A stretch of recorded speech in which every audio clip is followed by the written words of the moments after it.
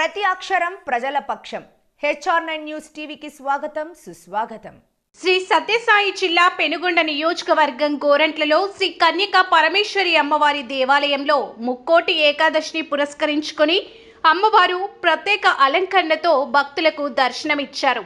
అదేవిధంగా నాగేంద్ర స్వామి ఆధ్వర్యంలో ఆలయ కమిటీ సభ్యులు ప్రత్యేక పూజా కార్యక్రమాలు నిర్వహించారు.